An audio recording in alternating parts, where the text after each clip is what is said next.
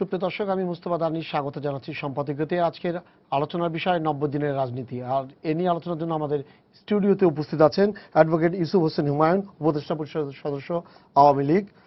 মাঝখানে আছেন মোফাজ্জল করিম, সাবেক সচিব ও রাষ্ট্রদূত, এবং ওই প্রান্তে আছেন নাইমুল ইসলাম খান, সম্পাদক, দৈনিক আমাদের অর্থনীতি। তবে আলোচনা শুরুর আগেই চলুন দেখে নিই এখনকার প্রধান সংবাদগুলো। 3 মাস পর গুলশান কার্যালয় থেকে বের হলেন বেগম জিয়া। গ্রেপ্তারি পরোয়ানা জারির 38 দিন পর আদালতে হাজির হয়ে পেলেন জামিন, ফিরে গেলেন বাসভবনে। আদালতে হাজিরা আর সিটি নির্বাচনে অংশ নিলেও 3 মাসব্যাপী কেন এই সহিংসতা বিএনপির? প্রশ্ন আওয়ামী লীগ নেতাদের। শতাধিক মানুষ পুড়িয়ে হত্যা করায় রাজধানীতে প্রতিবাদ র্যালি। বিমানকে আন্তর্জাতিক মানে আনতে সেবা বাড়ানোর তাগিদ প্রধানমন্ত্রীর। অভ্যন্তরীণ রুটে আরও 2টি উড়োজাহাজ উদ্বোধন।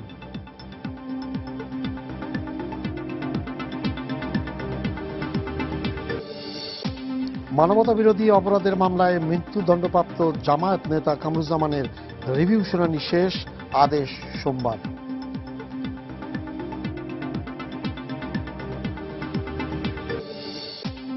এবং মৌসুমের প্রথম কালবৈশাখী ঝড়ে 7 জেলায় মৃতের সংখ্যা 28, ব্যাপক ক্ষয়ক্ষতি।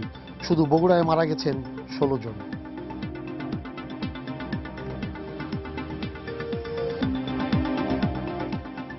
নাইম ভাই, আপনাকে দিয়ে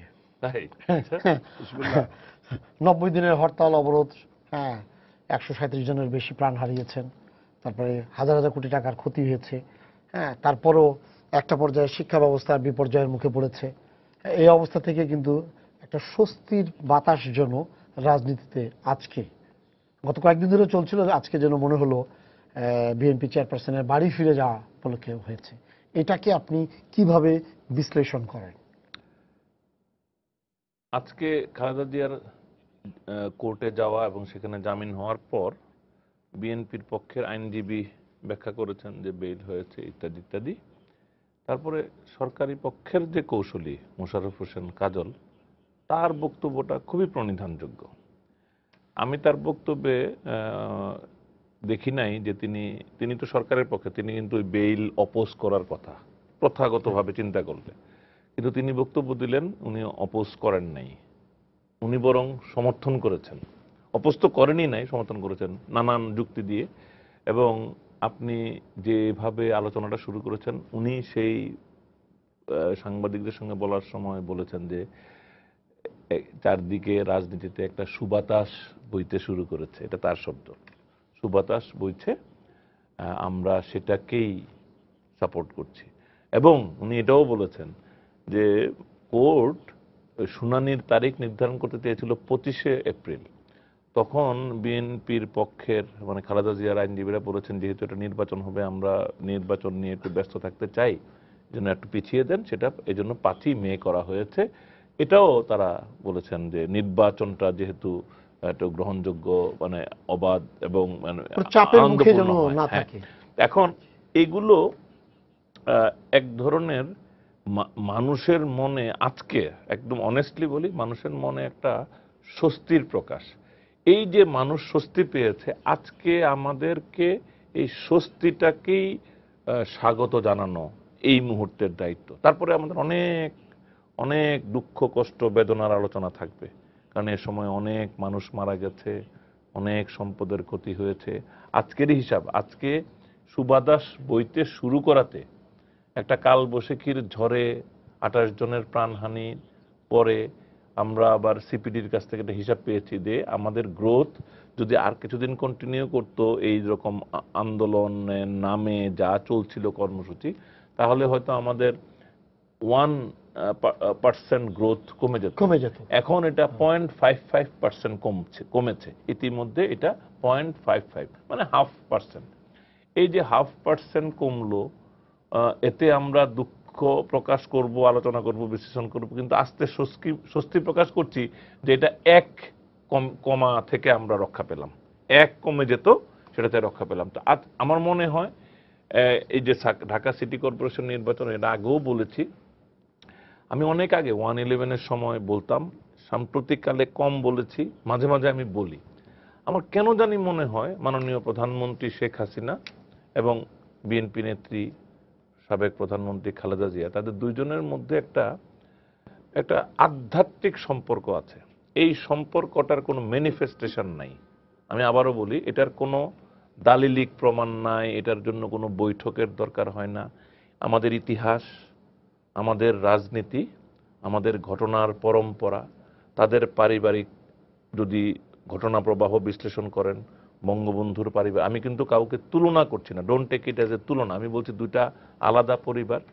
তারা এমন ইতিহাসের এমন কিছু পরিক্রমায় তাদের দুইজনের জীবনটা কিভাবে যেন একজনের সাথে আরেকজন জড়িয়ে গেছেন, এটা একটা মানে ভীষণ রকম বিশ্লেষণের দাবি রাখে। তো আমি যখন বলি যে এর সম্পর্কটা আছে, এই সম্পর্কটা আনুষ্ঠানিক না, এটা টেলিফোন করে কথা বলে সিদ্ধান্ত নিতে হয় না, কিন্তু আমার মনে হয় তারা দুইজন বাংলাদেশের রাজনীতিতে দুইটা নিয়ামক মানুষ এখনো।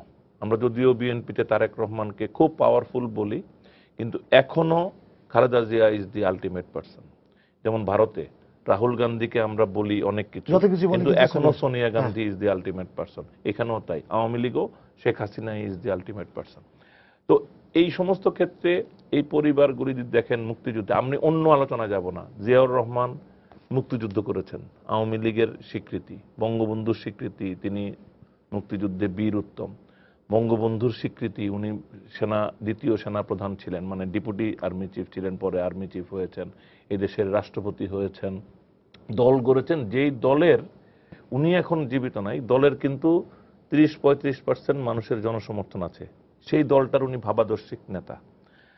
আবার ওনার মৃত্যুটা চিন্তা করেন, কর্মরত অবস্থায় তার মৃত্যু, তুলনা করছি না, কিন্তু বঙ্গবন্ধুরও মৃত্যু, ব্যক্তির তুলনা নয় কিন্তু আবার তুলনাও, বঙ্গবন্ধুরও মৃত্যুটা দেখেন, পরিবারের বিপর্যয় দেখেন, আমাদের মনে হয় যে তাদের মধ্যে একটা কেমন যেন ট্র্যাজেডি, একটা মিলন রেখা আছে কোথাও, একটা বিনি সুতার মালার মতো একটা কোনো একটা সম্পর্ক আছে।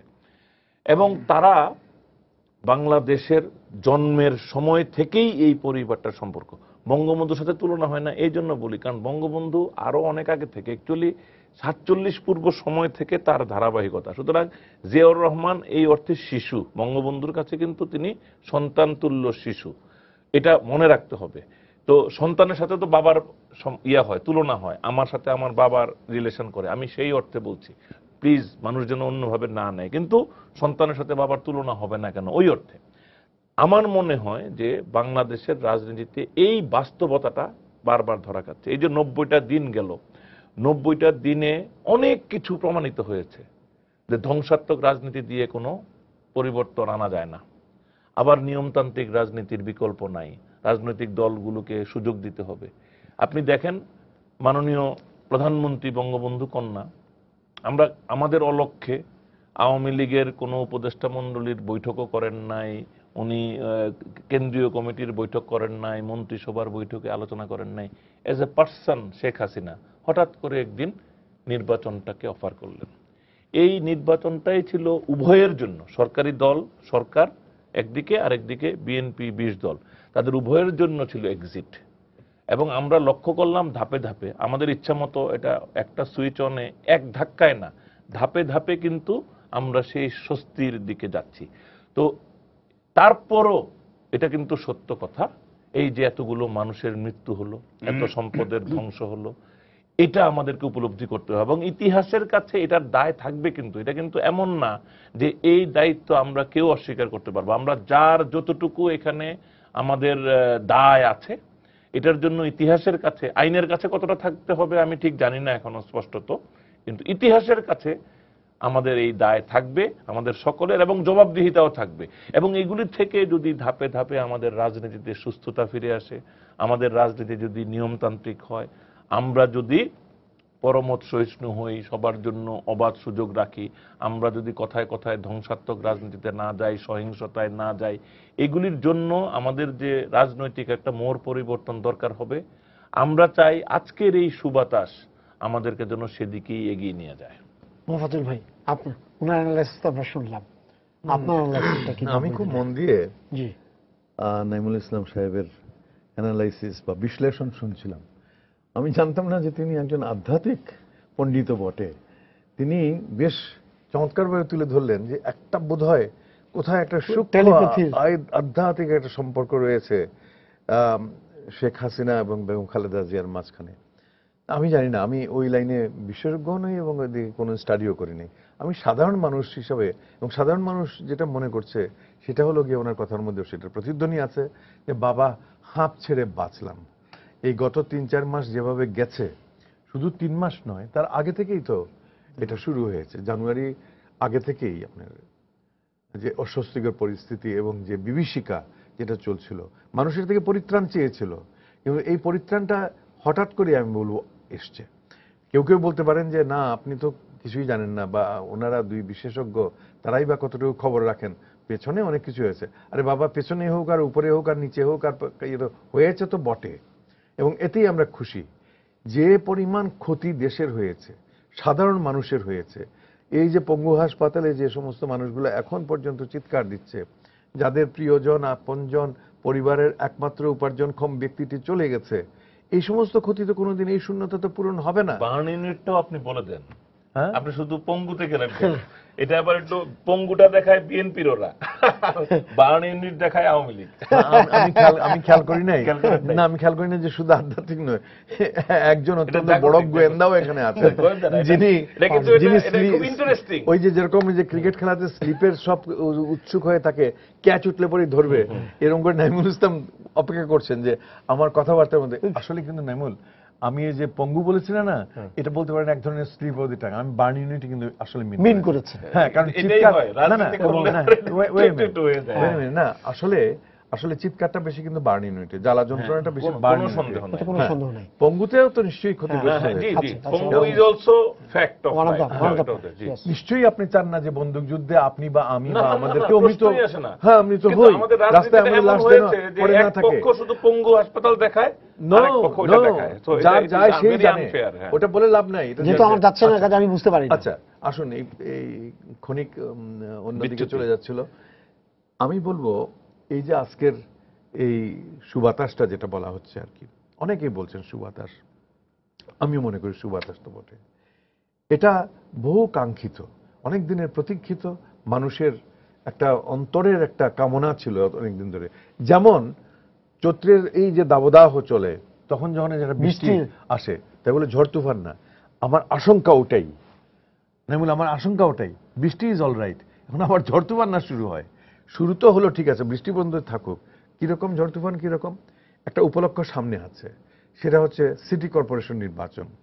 সিটি কর্পোরেশন নির্বাচন নিয়ে যেন আবার আমরা ব্যাক টু প্যাভিলিয়ন না হয়ে যাই, আবার যেন ব্যাক টু স্কোয়ার নাম্বার 1-এ না চলে যাই। কারণ একটা তো উত্তেজনা তো হবেই, একটা নির্বাচন হলে উত্তেজনা হওয়া এটা স্বাভাবিক, দুইটি প্রধান দলের মধ্যে বা সংশ্লিষ্ট দলগুলোর মধ্যে।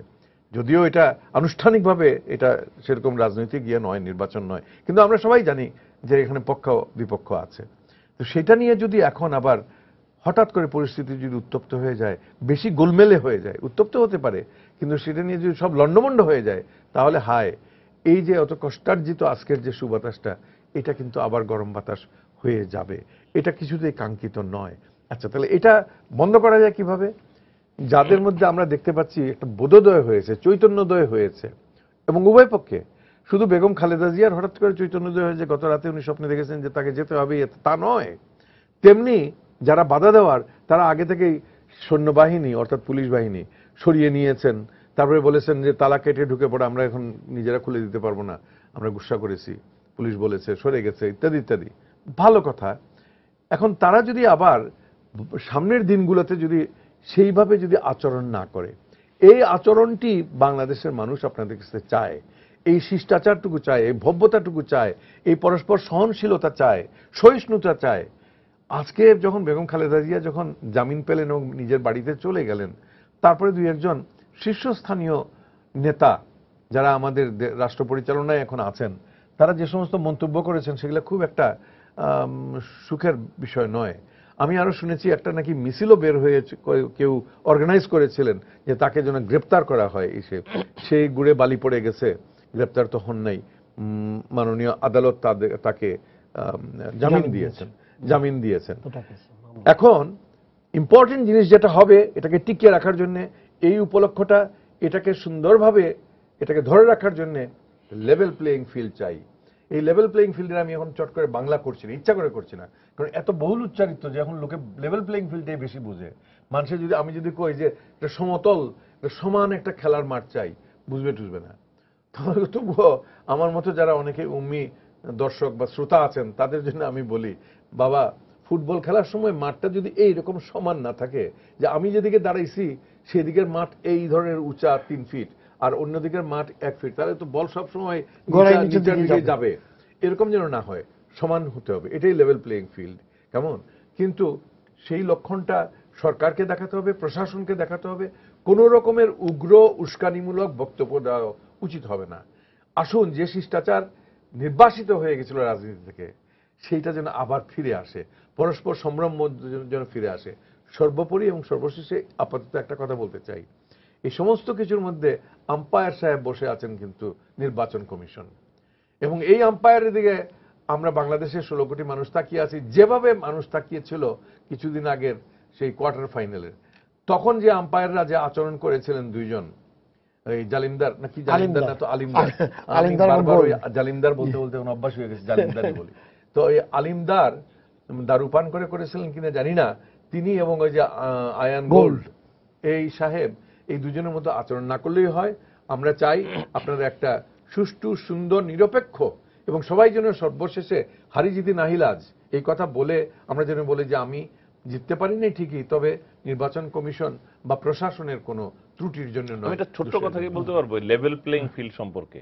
তো লেভেল প্লেইং ফিল্ড উনি যে উদাহরণগুলি দিলেন যে আম্পায়ারিং এর জন্য এই ধরনের অন্যায়গুলি না হয়, এটা যেমন দাবি করা সঙ্গত, কিন্তু আমাদের আবার লেভেল প্লেইং ফিল্ডের দাবিটা এমন হয়ে যায়, ধরেন বাংলাদেশ দল এখন মেলবোর্নে যদি মিরপুর গ্রাউন্ডটা ওইখানে চায়, যে আমি তো মিরপুরে খেলতে অভ্যস্ত, তো মেলবোর্নের গ্রাউন্ডটা মিরপুরের মাপে করে দিতে হবে, মিরপুরের মানে উইকেট করে দিতে হবে। এটা কিন্তু হবে না। আমাদের ক্রিকেটকে মেলবোর্নের বৃহৎ মাঠের মাপেই খেলতে হবে, ওই গ্রাউন্ডেই খেলতে হবে। এতে আমি হারবো, একবার হারবো, 4 বার হারবো, এরপরে মেলবোর্নের গ্রাউন্ডে আমি অস্ট্রেলিয়াকে হারাবো। এটাই কিন্তু খেলা। কিন্তু আমরা মাঝে মাঝে in the name of level playing field এমন চাই যে এইটা করে দাও যাতে আমি জিততে পারি, এইটা করে দাও যাতে আমি জিততে পারি। এটা মাঝে মাঝে কিন্তু নিরপেক্ষ মানুষকে কনফিউজ করে। এটা কি লেভেল প্লেইং ফিল্ড চাওয়া হচ্ছে নাকি আমাকে জয়ী করার ব্যবস্থাপনা চাওয়া হচ্ছে? না, ঠিক আছে, কিন্তু একটা সেকেন্ড, একটা জাস্ট হাফ এ মিনিট একটু অ্যাড করতে চাই। আমি সবার সমাবেশ করতে পারছি না, আমি আমার অফিস খুলতে পারছি না, আমি বেরিয়ে আসতে পারছি না, এইটুকু অন্তত আমাকে সুবিধা দিবেন মিনিমাম। এটা লেভেল প্লেইং ফিল্ড হতে পারে? অবশ্যই। এটা ফোন আছে, দর্শক আপনার পরিচয় দিয়ে প্রশ্ন করুন। আসসালামু আলাইকুম। ওয়ালাইকুম আসসালাম।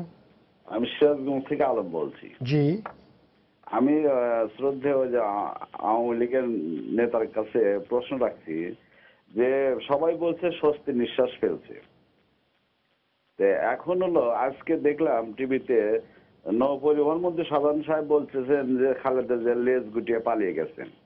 এইটা কি রাজনীতির শিষ্টাচার বহির্ভূত না নাকি ওই উস্কানি দেওয়া? এরকম একটা আমি ওনার কাছে জানতে চাই। আচ্ছা, ঠিক আছে, ধন্যবাদ। হ্যাঁ, ইসু ভাই আপনার বলার ইয়া ছিল, প্রশ্নটা আপনার উত্তরটা আগে দেই, তারপর বিজ্ঞ দুজনের বক্তব্য রয়েছে সেটা বলবো।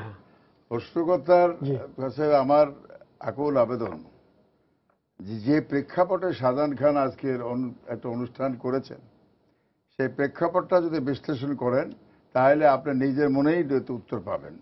প্রেক্ষাপটটা ছিল এই যে কথা একটু আগে বলেছেন যে জনগণ স্বস্তি নিষ্ঠা নিয়েছে, জ্বালাও পড়া, নাশকতায় হত্যা, বার্নিং ইউনিটের চিৎকার, এগুলো তো আপনি দেখেছেন কিনা জানি না, যারা গেছেন তারা উপলব্ধি করতে পারছেন কি হয়েছিল। কাজেই সেটা মাথায় রেখে আপনি প্রশ্ন করুন, তাহলে বুঝবেন শাহজাহান খান মনের আবেগে বা মনের আবেগই বলতে পারি যে সে একজন নাগরিক, সে মন্ত্রী বাদ দেন, হি ইজ এ সিটিজেন, তার আবেগ থাকতেই পারে, অভিব্যক্তি থাকতেই পারে। তার মানে এটা নয় আপনি দেখবেন পরবর্তীকালে এমন কোনো কাণ্ড সে করেছে কিনা যার দ্বারা এই যে সুবাতাসের কথা বলে সুবাতাস বিঘ্নিত হচ্ছে। যাই হোক, আমি একটু কথা বলতে চাচ্ছি, অনেক শুনেছি সুবাতাস অবশ্যই বলবো, কারণ বসন্ত এসছে, ফাল্গুন মাস চলছে, সুবাতাস তো আছেই। বসন্ত যায় যায়। আমি একটি জিনিস বলতে চাচ্ছি, শুধু সাপ্লিমেন্ট করবো না, সংযোজন করব, যে এই সুবাতাস আর নাইবুর রহমান সাহেব খুব ভালো বলেন, সাংবাদিক মানুষ, আমরা অত ভালো বাংলাও বলতে পারি না, অত গুছিয়ে বলতে পারি না। তবে আধ্যাত্মিক কি ব্যাপার আমি জানি না, হতেও থাকতেও পারে, কিন্তু ওম শান্তিও থাকতে পারে, এই যেটা বলা হয়। তো আমি যেটা বলতে চাচ্ছি তার সঙ্গে সঙ্গে সেটা হলো উপলব্ধিবোধ। এটাও কিন্তু আধ্যাত্মিক একটা চেতনা, উপলব্ধি দিয়েও কিন্তু আধ্যাত্মিক উপলব্ধি দিয়ে কিন্তু আধ্যাত্মিক দিয়ে চলে যাওয়া। আমি যে নো তাই সেলফ, নিজকে চেনো, এই যদি নো তাই সেলফ এখানে যদি আমি মনে করি আমি উপলব্ধি করছি যেটা করেছি বিগত দিনে সেটা ঠিক হয়নি, এর থেকে আমার বেরিয়ে আসতে হবে জনগণের জন্য, নিজের জন্য, দেশের জন্য, দলের জন্য। সেইখানে যদি হয়ে থাকে তাহলে আমি অবশ্যই বলবো এটা সুবাতাস। আর যদি অন্য কিছু হয়, ধরুন আমি মনে করি পারসেপশন বিভিন্ন ধরনের হতে পারে। আজকে 70টি তারিখ গেছে এই মামলার, 8টি তারিখে তিনি উপস্থিত ছিলেন বেগম খালেদা জিয়া, এটা কিন্তু একটা সাইড আছে। এবং আমি আশা করবো সুবাতাস আগামী তারিখগুলিতে তিনি কোর্টে যাবেন, এই সুবাতাস জন্য এইভাবে চলতেই থাকে, এটি আমরা আশা করব। এবং আরেকটি কথা নাইবুল সাহেব বলেছেন যে সরকারি কৌশলী যে কথা নিবেদন করেছেন তিনি জামিনের বিরোধিতা করেননি। দেখুন, আমি একজন আইনজীবী হিসাবে যেটুকু জানি, I was also public prosecutor back in 73 বঙ্গবন্ধুর সময় জোর করে পাঠানো হয়েছিল। তা এখন duty of the public prosecutor কিন্তু সরকারকে বলে না, he is observe the court, to help the court, হচ্ছে একটা সঠিক সিদ্ধান্তে পৌঁছার জন্য কোর্টকে সাহায্য করা। এখানে কি হয়েছে, আসামি পক্ষ থেকে একটা ওয়ারেন্ট ইস্যু হয়েছে, এই ওয়ারেন্টের যেহেতু ঝুলে আছে তাকে কিন্তু পথে দিয়ে অ্যারেস্ট করা যেত, সে কিন্তু হয়নি, সে সরকারের সরকার কিন্তু সেদিন সদিচ্ছা দেখিয়েছে। এখন যারা কোর্টে এসে পিটিশন দিলেন কি, উনি বললেন নিরাপত্তাজনিত কারণে তিনি আসতে পারেননি কোর্টে গত তারিখে।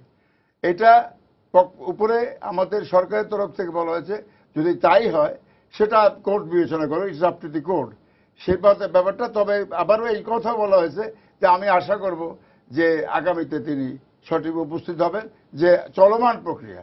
এই কথাটা আমি বলছি এই জন্য, বিএনপির শীর্ষস্থানীয় কিছু নেতৃবৃন্দ বলেন, আইনজীবীরা বলেন, আমরা রুল অব ল চাই, আইনের শাসন, গণতন্ত্রের পুনর্বহালের জন্য আমি সংগ্রাম করছি। আইনের শাসন এটাই, ইন্ডিপেন্ডেন্স অফ জুডিশিয়ারি এইখানেই বলে যে যার বিভাগের স্বাধীন, এটাই আজকে প্রমাণ হয়েছে, আইনের শাসন এটাই আজকে প্রমাণ হয়েছে। ইটস নট এ গভর্নমেন্ট, সরকারের কোনো ব্যাপার না, সরকারের অধীনস্থ কিন্তু আদালত না, সরকার পরিচালকের দেশ। সুতরাং আমার মনে হয় যে সুবাতাস যেটা বইছে, আরেকটি কারণে বলি আমি কথাটা, যে বেগম খালেদা যে বাড়িতে গেছেন, আমি আশা করব তিনি বাড়িতে গেছে খুব ভালো কথা, আমরা চাইছিলাম সে বাড়িতে যাক, এভাবে কতদিন থাকবেন, আমি সঙ্গে সেটাও আশা করব। ওখান থেকে তিনি এই যে সিটি কর্পোরেশন নির্বাচন মাথায় রেখে উনি বেরিয়ে বাসায় এসছেন, সেখান থেকে সঠিক নির্দেশনা দেবেন যাতে করে এই সুবাতাসটা আরো কন্টিনিউ করে এবং এই যে কালচার, যে সংস্কৃতিটা আমরা এনেছি সেই সংস্কৃতি থাকে। আরেকটি কথা আমাদের মহম্মদ কবির সাহেব বলেছেন যে আমাদের বক্তব্য, আমি অবশ্যই আশা করব যে আমাদের বক্তব্য এমন কিছু বলা উচিত হবে না যাতে করে যে এটার যে এফেক্ট, যে সুবাতাস বাধাগ্রস্ত হয়, এটা অবশ্যই কাঙ্ক্ষিত না। আমি সেটা চাইবো যে আমরা কেউ বলবো না, কিন্তু অ্যাট দ্য সেম টাইম সঙ্গে সঙ্গে কথা বলতে হবে যে এটা কিন্তু একদিক হয় না, ওদিকে লেভেল প্লেইং বলতে ওদিকে কিন্তু সিমিলারলি একইভাবে একদিকে বলে নির্বাচনে অংশগ্রহণ করছি যে লেভেল প্লেইং চাই, আবার বলতেছে যে এটা প্রহসন নির্বাচন। কিন্তু বুঝতে হবে নির্বাচনটা করে নির্বাচন কমিশন, এটা আমি মহদুল কমিশন হিসেবে ভালো বুঝবেন, হি ওয়াজ প্রশাসক ছিলেন, অনেক কিছু দায়িত্ব পালন করেছেন, রাষ্ট্রদূতের দায়িত্ব পালন করেছেন। এটা election commission is a constitutional body, সাংবিধানিক পদ। তারা এই নির্বাচন কমিশন কিন্তু নির্বাচন পরিচালনা করে, যেখানে চট্টগ্রাম, বরিশাল, কুমিল্লা, বিভিন্ন জায়গায়, রাজশাহীতে তারা সিটি কর্পোরেশন জয়লাভ করেছেন। তখন কিন্তু বিএনপির শীর্ষস্থানে কিছু নেতারা গিয়ে তাদের অভিনন্দন সাধুবাদ জানিয়েছেন। কিন্তু do as I say, don't do as I do, এটা কিন্তু হয় না। আমার হিসাব মিললে ঠিক আছে, আর না মিললে পরে সেটা খারাপ, এটা কিন্তু ঠিক না। লেট আস হোপ, আমরা যেটা চাইব কি, যে সুষ্ঠু নিরপেক্ষ গ্রহণযোগ্য নির্বাচনের জন্য যা যা করার জন্য প্রয়োজন সে ব্যাপারে নির্বাচন কমিশনকে আমরা সাহায্য করব, যাতে করে কোনো রকমের এমন অবস্থা সৃষ্টি না হয় যে নির্বাচন কমিশন নির্বাচন করতে কোনো কাজে ব্যাহত হয়। তারা নির্বাচন করবেন সে ব্যাপারে যা যা প্রয়োজন করবে। ধরুন নির্বাচন কমিশন ইন্ডিপেন্ডেন্ট, আমি মনে করি যদি তারা মনে করে সরকারের কাছে বলে যে আমি সেনাবাহিনী চাই, আমি এই সাহায্য চাই, এই অ্যালোকেশন চাই, সেটা কিন্তু সরকার দিতে বদ্ধপরিকর দেবে বলে আমার বিশ্বাস। কাজে এখানে আমার কথা হচ্ছে যে এই যে নির্বাচনের মাধ্যমে যে একটা অবস্থা আসছে, এটা করিম সাহেব বলেছেন, নির্বাচন বা মাননীয় আমির রহমান সাহেব খান সাহেব বলেছেন যে নির্বাচনের পরে যদি এদিক ওদিক হয় তখন বললেন সব নির্বাচন, ইলেকশন কমিশন, এটা পেপার টাইগার, এটা কাগজে বাপ, এটা বাঘ ইত্যাদি বলে চলে। সুতরাং আমার যেটা বলার সেটা হচ্ছে যে এই আজকের যে শুরু যেটা হলো, লেট ইট কন্টিনিউ, এটা যেন চলে। এই দুই দিক থেকে যেন আবার একটা পদক্ষেপ নেওয়া হয় যাতে করে এই যাত্রা যেটা শুরু হয়েছে এই যাত্রা যেন চলে। এই রুল অফ লর গল্প শুনতে ইচ্ছে করে না, আর রেস্টোরেশন ডেমোক্রেসির দরকার নেই। আমরা ডেমোক্রেসির মধ্যে আছি, থাকবো, এগিয়ে যাচ্ছি, যাবো। এটা মনে রাখলে তো সমাধান হয়ে যাবে ইনশাল্লাহ। আমিনুল ভাই, ওনার কথা ধরে একটা জিনিস বলছি, ওই যে বললেন যে এটা চলুক ইয়ে হোক, আপনি কি মনে করেন যে আমাদের দেশের যে রাজনীতিটা হচ্ছে এটা সহনীয় পর্যায়ে আছে? না, প্রথম কথা হলো আমি কিন্তু এত মানে ফেরেশতার রাজত্ব তো হয়ে যাবে না, এটা তো মানুষের রাজত্ব থাকবে এবং আমাদের উপমহাদেশীয় রাজনীতির কিছু বৈশিষ্ট্য আছে। এটার খারাপ বৈশিষ্ট্য বলতে পারেন বা এইরকমই ইন্ডিয়া, পাকিস্তান, বাংলাদেশে আমরা এগুলি দেখি। সুতরাং এই যে শাহজাহান খান বলেছেন, শাহজাহান খান ব্যক্তিগত জীবনে কিন্তু খারাপ মানুষ না, উনি কিন্তু ভালো মানুষ। রাজনীতির প্রয়োজনে ওনার উপরে অনেক দায়িত্বই পড়ে সম্ভবত, যে উলট পালট কথা বলতে হয়, এরকম অনেকেই অত্যন্ত ডিসেন্ট মানুষ, আজে বাজে কথা বলেন। পার্সোনাল লাইফে আপনি গিয়ে দেখবেন হি ইজ সো নাইস। কিন্তু পয়েন্ট ইজ, আমার মনে হয় আক্রমণ প্রতি আক্রমণ, আলাপ আলোচনা, বক্তব্যে এটা মনে হয় চলে যাওয়ার কোনো কারণ নাই এবং চলে যাওয়ার প্রয়োজনও নাই। আমরা এইরকম কোনো রাজনৈতিক শিষ্টাচারের উন্নতি এখন আশা করছি না। কিন্তু আমরা চাচ্ছি যে রাজনীতিটা সবটা নিয়মতান্ত্রিক রাজনীতির মধ্যে হোক, আমাদের গণতান্ত্রিক রাজনীতির মধ্যে কৌশল থাকুক, পাল্টা কৌশল থাকুক। এই যে লেভেল প্লেইং ফিল্ড নিয়ে আমার কিন্তু অনেক ফান্ডামেন্টালস আছে, মানে সন্দেহ আছে। লেভেল প্লেইং ফিল্ড কিভাবে করবেন? আমি এখন যদি রিয়েল লেভেল প্লেইং ফিল্ড হতো, যে এইখানে যেই রাজনীতি ইলেকশনটা করবে তারা কেউই সে পার ভোটার 2 টাকার বেশি খরচ করতে পারবে না, তাহলে তো আমিও ইলেকশন করতাম। কিন্তু বাস্তবে তো যেটা হবে না, কেউ এখানে 100 কোটি টাকা খরচ করবে, কেউ 10 লাখ টাকা খরচ করতে পারবে না। তো how do you ensure this level playing field? আমাদের অর্থনীতি অ্যালাউ করে না।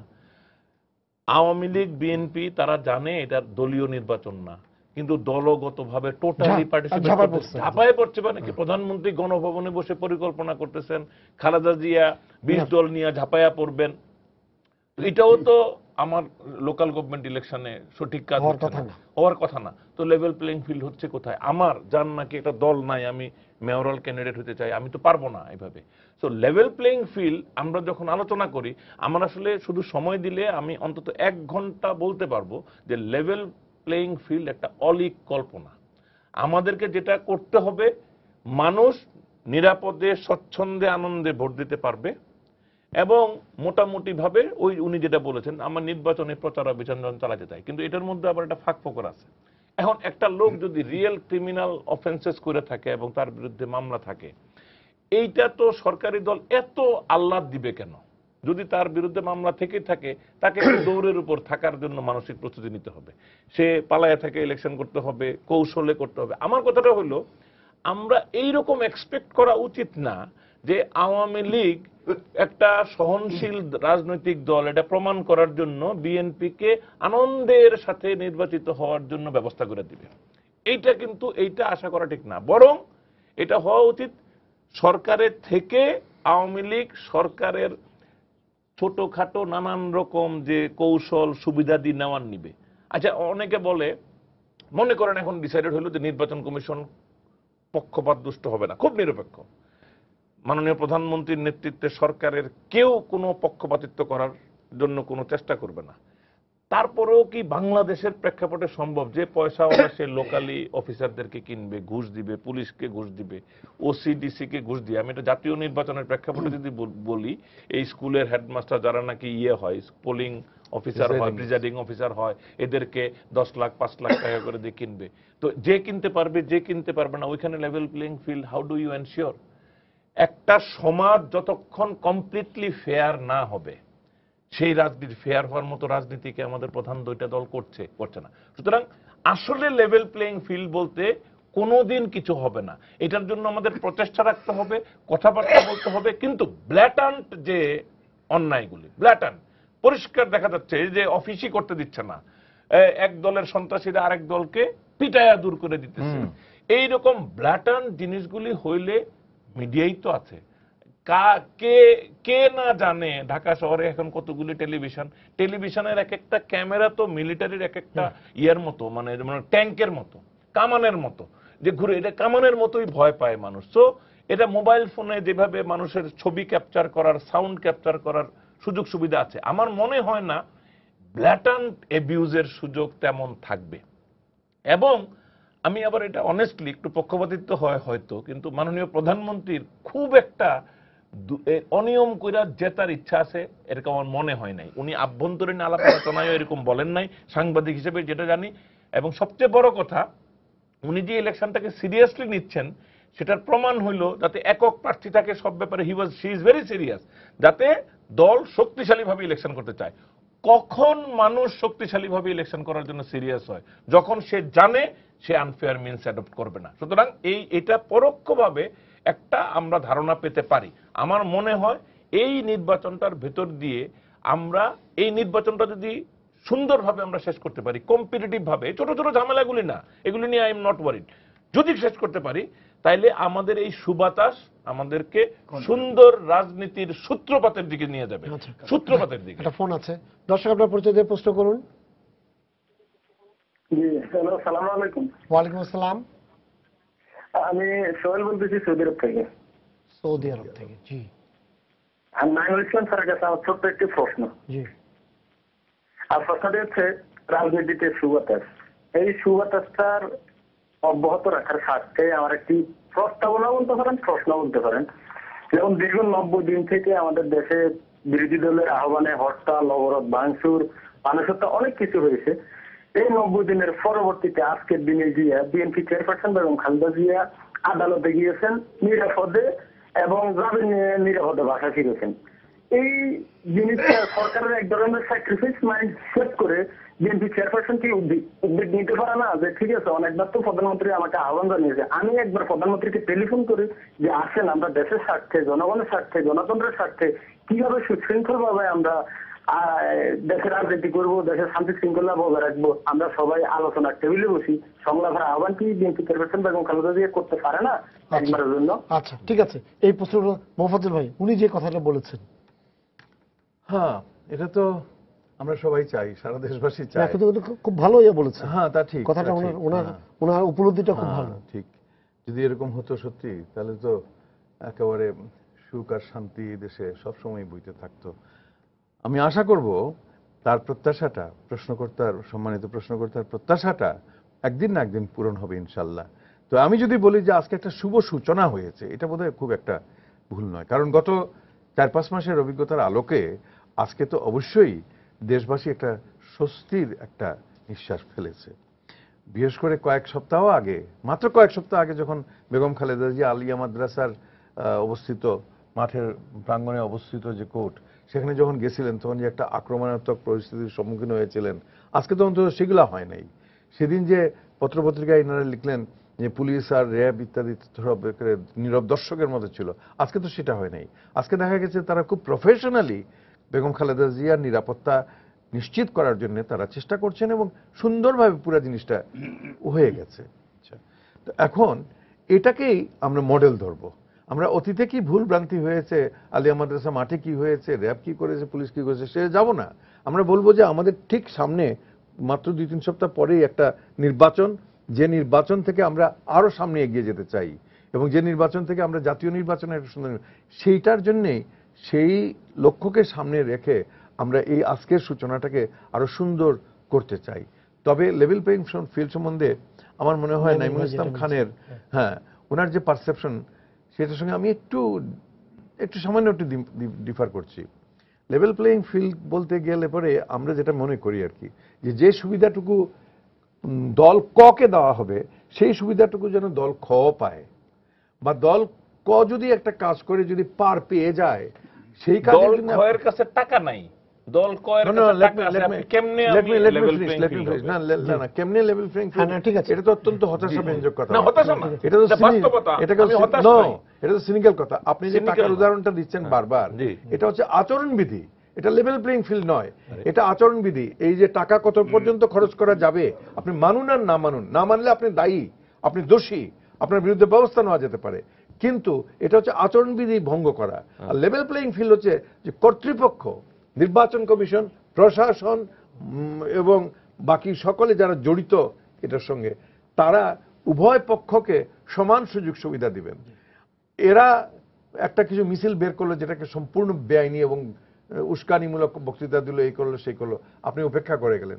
আর এরা একটা নির্দোষ একটা মিছিল করার জন্য প্রস্তুতি নিচ্ছে, আপনি মিছিল করতে, এটা যদি না কিন্তু দেন। এরকম কবে হয়েছে? এটা আপনি যে কথাটা বলবেন না, এটা বলতে হইলে তো No. এরকম when did it happen in the history of Bangladesh? In the যে history of নির্বাচন কমিশন একজনকে নির্বাচন মিছিল বের করলে বিরোধিতা করেছে, ভাই নির্বাচন বা কমিশন পুলিশ করেছে, এরকম নির্বাচন ঘটে নাই তো। কমিশন করে না। কবে এগুলা করেছে করে- বলেন?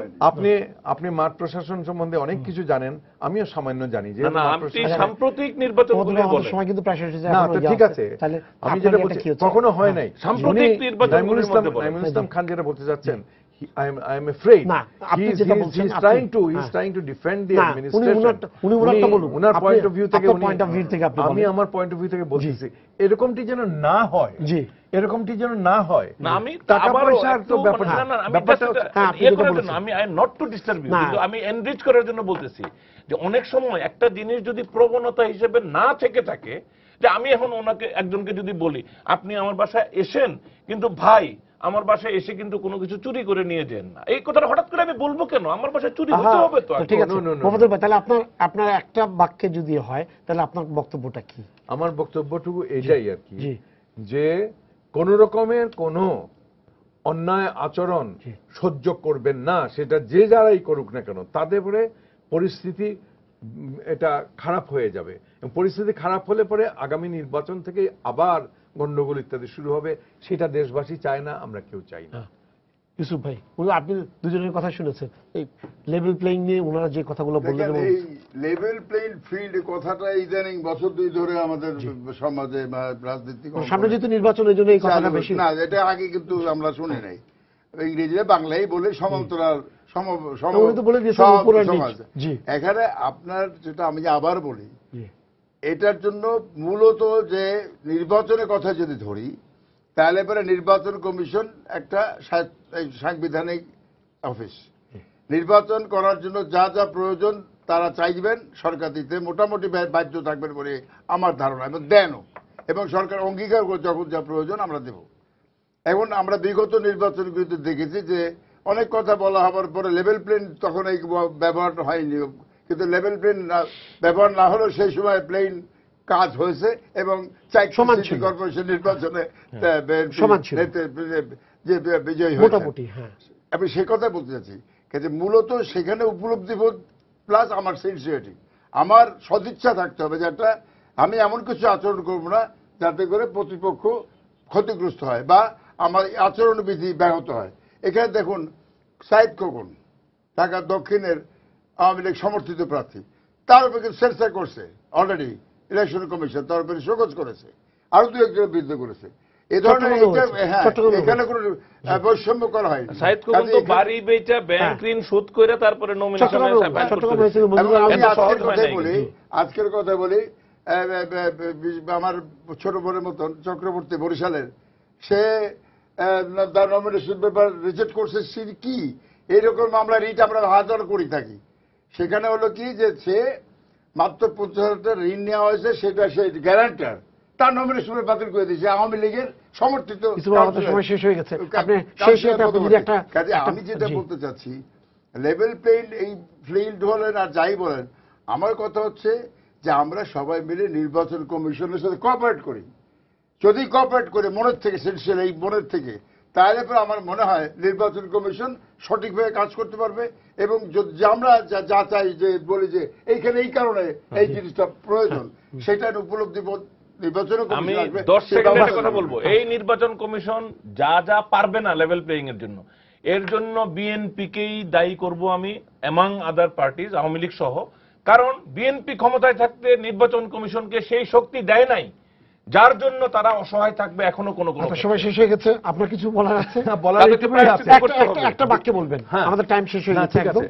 হ্যাঁ, নাইমুল ইসলাম খান যেটুকু জি, বলেছেন জি। তাতে অন্তত এইটুকু আমার কাছে বিশ্বাস জি, জন্মেছে জি। যে সরকার কি করতে যাচ্ছেন এখন দেশবাসী মোটামুটি বুঝে ফেলেছে ওনার বক্তব্যের পরে আর আচ্ছা, কি আচ্ছা, মোটামুটি বুঝে ফেলেছে। আপনাদেরকে আর ধন্যবাদ। কিছু বলার নাই। হ্যাঁ, সময় শেষ হয়ে গেছে, আপনাদের ধন্যবাদ আপনি স্টুডিওতে আসার জন্য। জনগণকে সাহায্য করলেন হ্যাঁ, বুঝতে। সবাইকে শুভেচ্ছা জানিয়ে শেষ করছি আজকে সম্পাদকীয়। আগামীকাল আবারও দেখা হবে রাত 10টায়। দেখার আমন্ত্রণ রইল। শুভরাত্রি। ক্যাথলিকদের